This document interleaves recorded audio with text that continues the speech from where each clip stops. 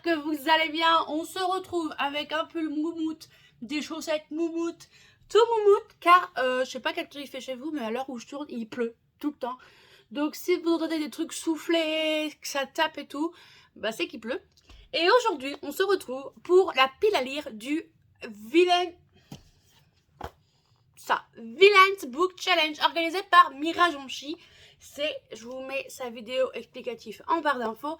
C'est la première année qu'elle fait son propre challenge et elle est fan de Disney, surtout des méchants. Et elle a dit, tiens, si je faisais un challenge avec des méchants. Voilà. Et du coup, étant fan de Disney, peut-être pas spécialement des méchants, surtout que mon méchant préféré n'est pas dans le challenge. Vous voyez ma déception? Mais c'est pas grave. Je vais vous présenter des livres qui peuvent rentrer dans les catégories. Du coup, voilà, on va commencer parce que autrement on va parler pendant 10 ans et on va rien faire. Hop, je prends mon petit cahier. La première catégorie, c'est la première méchante que tout le monde connaît, c'est la méchante reine dans Blanche-Neige, où là on va voir beauté, apparence, commencer une saga. Est-ce que si je te mets là, tu tiens? Ouais. Et du coup, j'ai décidé de mettre dévisager de Erin Stewart depuis le temps qu'il est dans Maple. C'est un jeunesse en plus, hein. C'est écrit gros, hein. J'ai aucune excuse de ne pas le lire, mais c'est peut-être le thème qui me dérange, car tout simplement, notre chère héroïne, du coup, Ava, a tout perdu dans l'incendie, qui a ravagé sa maison, ses parents, sa meilleure amie, et même son visage. Du coup, elle a le visage brûlé, et elle se retrouve dévisagée par ses camarades de classe. Et d'où moi j'ai mis ça dans le thème apparence, beauté non, parce que voilà, chacun a sa propre définition de la beauté, mais c'est plus sur l'apparence, sur comment elle se sent en face des autres, et il me tente énormément, hein, je dis pas le contraire, mais il me fait peur. J'avoue totalement qu'il me fait extrêmement peur, mais il faut vraiment que je le lise, il traîne dans ma palle, et il faut que je le lise. Hop, ça rentre là. Oh non, j'ai fait tomber mon cahier. Hop, me revoilà. Du coup, deuxième catégorie, c'est le Capitaine Crochet. Et on en a pirate, présence de l'eau, peuple marin. J'aurais mis crocodile, moi, mais chacun son truc. J'ai mis pirate avec le premier tome de La Carte des Confins de Marie Réplin, publié chez PKJ. Je n'ai toujours pas lu ce roman, cette duologie. Voilà. Et il y a écrit « Et si le plus terrible des pirates était une femme ?» Voilà, je vais vous lire le résumé parce que bien sûr, je ne sais pas de quoi ça parle. Je l'ai acheté sur Vinted. Il y a écrit « Callie est une voleuse hors pair et parvenue à s'emparer d'un compas marin enchanté. L'instrument permettant de trouver la mystérieuse carte des confins, un monde au-delà du nôtre, dont personne n'est jamais revenu. Oh purée, je vais y arriver. Explorer les confins, c'est la certitude d'entrer dans la légende et le désir le plus cher de Blake Jackson, jeune capitaine de l'Avalon, le bateau pirate le plus redouté des mers. Prêt à tout pour obtenir ce qu'il veut, Blake va convaincre Callie de l'aider dans sa quête. Je vais m'arrêter là, je vais pas trop en lire. Mais voilà, pirate. Faut pas chercher plus loin, hein. Au bout d'un moment, voilà, hein, faut pas... On continue avec Maléfique. Est-ce que Maléfique n'est pas la plus méchante? Enfin, quoique non, peut-être pas. Du coup, cour royale, fantasy, dragon. Alors moi, j'ai pris le mot dragon et j'ai mis Cow and Flame de Justina Ireland et de Tessa Gratton. Je n'ai toujours pas lu, c'est un toc-toc. Il est beau, de toute façon... Attendez, je vais pas réussir à enlever la jaquette. Hop là. Dragon. Est-ce que j'ai besoin de lire des résumés? Genre, dragon. Voilà, et je sais que c'est une question de maison. Elle était dans la maison dragon, mais ils ont tous ses parents, un truc dans le genre. De toute façon, tous les livres, vous avez les liens Amazon dans la barre d'infos. Bien sûr, des liens Amazon non affiliés. Voilà, comme ça vous pouvez aller voir le résumé, le prix, le nombre de pages. Voilà. Alors lui, je vais le poser délicatement parce que c'est un relié. Ça veut dire que ça coûte un bras, un rein et autre chose. On continue avec Madame Mime. Pour ceux qui connaissent pas Madame Mime, on la retrouve dans Merlin l'Enchanteur. J'allais dire Robin des Bois, n'importe quoi. Merlin l'Enchanteur, elle se transforme en tout et n'importe quoi. À un moment, il y a un duel avec Merlin où en gros, c'est celui qui va faire le plus gros animal ou le plus gros je sais plus quoi. Et à un moment, elle se transforme en dragon. Et l'autre, il dit « Ah, c'est de la triche !» Voilà. Du coup, faut magie, transformation et métamorphe. Fause, pas métamorphe, métamorphose. Et moi, j'ai mis un roman de chez Bookmark, c'est un MM. Il s'agit de Accro, de Camille Gédel. Il pensait connaître l'homme de sa vie. Je l'ai trouvé à Nose, ce roman. Je vois, mais il s'est passé un truc avec mes livres. J'ai des livres, ils se retrouvent abîmés pour je ne sais quelle raison. Et ça m'agace un peu. En 7 ans de vie commune, Isas, ou Isa, je sais pas, ça s'écrit I-S-A-S, je sais pas comment ils disent, pense tout connaître de l'homme qui partage ses jours. Tout. Non. Alexis lui a caché son plus grand secret, il n'est pas tout à fait humain. Alexei est un loup-garou. Et en Isas, il a trouvé son âme sœur. Voilà. Je l'ai trouvé à Nose. Autrement, je l'aurais jamais acheté. Je n'ai jamais lu de romans avec des loups-garous, des vampires et tout, parce que Twilight, ça m'a suffi. Voilà. Faut pas chercher. Ursula, qui est dans mon top 3 des méchants, j'avoue, mais pas mon top 1. Mon top 1, c'est Hadès. Mais bon, on va pas en parler. Bon, bref, Ursula. Il faut un pacte, un livre qui fait le plus envie et faire une lecture commune. Et là, du coup, j'ai mis 3 romans. Le premier, je vais vous le mettre, j'essayais de vous le mettre là, c'est le tome 2 de Ces plaisirs violents de Chloé Gong. Chloé Gong? Oui, Chloé Gong, hein. Je crois bien, je vous mets ça juste là, publié chez Sabran. Il sort le 30 novembre, donc du coup, je ne l'aurai pas pour le moment, mais je peux vous dire que quand je vais l'avoir, ça va être une de mes lectures prochaines. Comme ça, je clôture une duologie. Papa, j'ai le fin mot de l'histoire, je retrouve Juliette et Roma. J'ai qu'une hâte. Mais du coup, j'ai mis 2 autres livres, dont un, c'est sûr, je vais lire. Déjà, j'ai mis le pacte avec le roi elfe, parce que le pacte. Voilà. Alors moi, j'ai la version brochée, il existe en version reliée, mais je l'achèterai pas en version reliée exprès. Surtout que je l'ai pas lu, donc voilà quoi. Et du coup, on va avec, si je me souviens bien, on a le roi des elfes là. Tous les 100 ans, il choisit une femme pour être sa femme humaine. Il veut une femme humaine pour qu'elle devienne sa femme, patati, patata, là. Sauf que cette jeune femme, qui est un peu la Perséphone du village, je sais plus comment elle s'appelle, je crois que c'est Luella. Luella est un peu la botaniste du village et aussi un peu la guérisseuse, on va dire. Et elle va être choisie. Voilà, après péripétie sur péripétie, je pense. Je veux pas trop en savoir en fait. Il y a écrit: les âmes ne viennent dans notre monde que pour 2 raisons, la guerre et les épouses. Dans les 2 cas, leur apparition est synonyme de mort. Voilà, c'est tout ce que je sais. Et je pense avoir trop. J'ai entendu du bon comme du mauvais. Il paraît qu'il faut pas s'attendre à une fantaisie de dingue, mais c'est une bonne histoire, il paraît. Donc, on y va les yeux fermés. Enfin, quand je le lirai. Ça, c'est sûr que je vais le lire. C'est le seul de Margaret Rogerson que j'ai pas lu. Il s'agit de Vespertine. Je trouve ça trop dur à dire. Du coup, Margaret Rogerson, publié chez Big Bang. Je vous montre. Moi, j'ai la version reliée avec ce jaspage avec des corbeaux. Voilà, vous avez l'intérieur. Je pense que celui-ci, il est beaucoup plus sombre que Sorcery of Thorns ou autre. Pourquoi je vais le lire? Tout simplement parce que c'est la lecture commune sur le Discord de Mira. Et j'ai qu'une hâte, c'est de lire le dernier qui me reste de Margaret Rogerson. Franchement...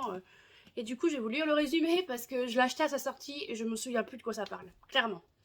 Les morts de la Loraille ne reposent pas en paix, ça promet. Alors franchement, faut qu'on parle d'un truc. On peut parler des noms des gens dans les fantasy. Faut réussir à lire. Genre là, Artemisia suit l'enseignement pour devenir une sœur grise, chargée de purifier les corps des défunts pour que leur âme puisse gagner l'au-delà. Dans le cas contraire, il se relève sous la forme d'esprits vengeurs qui s'en prennent aux vivants. Un travail de l'ombre qui lui convient parfaitement. Artemisia préfère avoir affaire aux morts plutôt qu'aux vivants, qui se méfient de ses mains brûlées et de son passé trouble.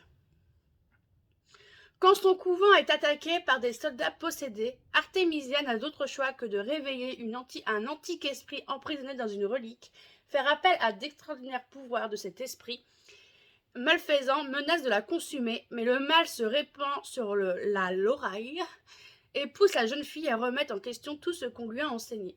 Ce revenant est peut-être le seul être qui puisse aider Artemisia à vaincre l'ennemi, si tant qu'il ne la trahisse pas en premier. Ouh. Je suis pas fan de tout ce qui est revenant fantôme parce que ça me fout la trouille, mais est-ce que c'est pas une vibe super Halloween? clairement. Il me donne trop envie. Bon, faut que je pose quelque part. J'ai plus de place, ça me rend folle, faut que je range mes livres et tout, faut que je range. J'ai bougé les meubles de place. Bon, bref, on reprend. Ensuite, on a John Radcliffe avec, dans Pocahontas, je le déteste d'une force celui-là. Il y a colonisation, racisme, nouveau monde. Moi, j'ai pris nouveau monde et racisme, je crois. Pour le racisme, j'ai mis As de pique de... Alors, attendez. De Farida Abike Iyimide, publié chez Deux Sextus. J'ai la version Toc Toc aussi. Je ne l'ai pas encore lu, mais c'est l'histoire de deux jeunes là qui vont devenir préfets, je crois. Ils sont sélectionnés pour faire partie des préfets de terminale, un peu comme les préfets de Harry Potter. Moi j'ai ça, mon petit préfet, je pense à Harry Potter. Et ce qui se passe, c'est qu'ils vont avoir des menaces. De pourquoi, du comment, j'en sais rien, mais ils vont avoir des menaces.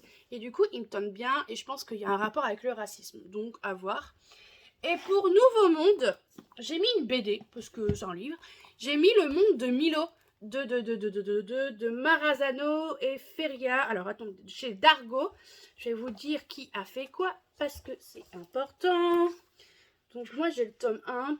Du coup, le scénario est fait par Richard Marazano et les dessins couleurs par Christophe Feria. C'est le tome 1. Et j'ai mis ça pour Nouveau Monde, parce que sur Babelio, il est considéré comme Nouveau Monde. Pourquoi j'ai un truc qui se barre, là? Ah, c'est ça. Okay. Voilà. On continue. On continue avec Frollo, méchant du bossu de Notre-Dame. Je suis en train de réfléchir. Là, il faut religion, se passe en France, auteur français. Moi, j'ai pris auteur français et se passe en France. Ce truc veut pas tenir, il m'énerve. J'ai pris Les Amoureux de Montmartre de Laurent Chevalier. C'est publié chez Hugo. Attention, il y a 3 penums derrière, donc c'est-à-dire énormément de popotins. Voilà, je comprends mieux pourquoi. Pardon, je me souviens plus des résumés, donc je découvre. La trentaine largement dépassée quand son compagnon l'abandonne enceinte, super sympa. Zoé emménage dans un appartement dans la butte Montmartre dans l'espoir d'y refaire sa vie. Elle ignore tout de son voisin, acteur de film X, qui va l'aider à surmonter cette épreuve. Voilà. Je pense avoir plus, mais voilà. France, auteur français, hein. On part chez Mulan avec Shan Yu et il faut guerre de territoire, inspiration asiatique. Et moi j'ai pris Iron Widow de, voilà le titre, le nom, Xiran Jezao, je suis pas sûre que ça se dit comme ça, publié chez La Martinière. Là, je me dis, mais il n'y a pas de résumé. On va regarder derrière. Ah, voilà. Alors, les frontières de Douaxia sont défendues par les chrysalides. Gigantesques machines pilotées par leur énergie psychique combinée d'un homme et de sa concubine. Hélas, les combats sont violents et si les hommes en réchappent, les femmes sont presque toujours sacrifiées. Super. Malgré cela, Zetian s'engage dans l'armée. Son objectif, venger sa sœur en tuant le pilote responsable de sa mort. Sortie victorieuse de l'affrontement grâce à sa force psychique exceptionnelle, Zetian devient alors veuve de fer et rejoint l'élite des combattants. Elle sera dès lors associée à Li Shimin, le pilote le plus dangereux et controversé de Douaxia. Bien hésité à rester en vie, Zetian compte profiter de son nouveau statut pour lutter contre le système patriarcal qui régit la société. Elle s'en fait la promesse, dorénavant, les jeunes femmes ne seront plus sacrifiées. Ça a l'air trop bien. Il y avait le tome 2 qui devait sortir d'ailleurs. Ouais, c'est une auteure chinoise du coup. Origine d'une petite ville de Chine et a grandi avec Internet, diplômée de l'université de Vancouver en biochimie. Rien à voir avec... Ça me tue ça. J'adore quand les auteurs n'ont rien à voir avec la lecture et qu'ils écrivent un livre quand même. Du coup, pour inspiration asiatique. Je savais pas trop quoi mettre. Hein, parce que j'avais 6 couronnes écarlates, mais je l'ai lu. Ça marche pas. Avant-dernier, on part avec le docteur Facilier avec Malédiction, Sorcellerie. Si je me trompe pas, docteur Facilier, c'est dans La Princesse et la Grenouille. Il fait un peu peur lui aussi. On va pas se mentir. Hein. Et j'ai mis sorcellerie, malédiction sorcellerie. Et du coup, j'ai mis la Clark, la saga la Clark, livre 1 de Alex Aster. Moi, j'ai la version brochée que j'ai pas lue. On va dire j'ai pas lu, mais on va te dire c'est une palle. C'est normal que tu l'as pas lu, meuf. J'ai pas envie de vous lire le résumé. Je vous invite à aller faire votre résumé vous-même. Ah oui, c'est le marquipage. Et je vous invite à aller voir le résumé vous-même si vous voulez le lire parce que c'est l'humaine et l'humaine. C'est trop long l'humaine, les résumés. Franchement, beaucoup de gens s'en plaignent, mais ils font pas grand-chose pour autant. On va rien dire. Et on termine avec Hans. Hans de la Reine des Neiges. Alors oui, c'est un méchant. Et si vous n'avez pas encore vu le Disney, là j'ai le soleil qui est arrivé, de base il pleut, super. Si vous n'avez pas encore vu le Disney, je suppose que vous ratez. Et du coup il faut amour déçu, triangle amoureux. Moi j'ai mis Mary-Jeanne de Océane Ganem, l'amour sous sa forme la plus pure et la plus intense. Il y a 3 madames, ce qui veut dire beaucoup de popotins.